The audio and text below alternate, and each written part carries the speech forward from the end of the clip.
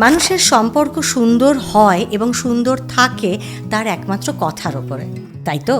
কারণ এই কথা দিয়েই সম্পর্ক তৈরি হয়, কথাই সম্পর্ক ভেঙে দেয়।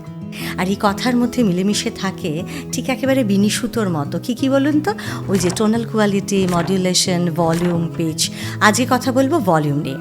ভলিউম কি?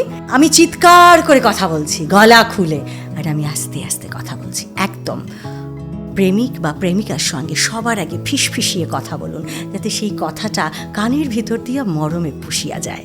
তাহলেই মনে করবেন একেবারে হার্ট টু হার্ট টাচ হবে। আর সেই মনের সঙ্গে মনের যখন সম্পর্ক তৈরি হবে, সেই সম্পর্ক যদি এমন অটুট হয়ে যায়, সেটা আর কোনো কিছুতেই ভাঙা যায় না। আর সেই জোড়া আরও সুন্দর করে দেয়, যাতে তার মধ্যে আরও কথার ফুলচন্দন এসে মেশে।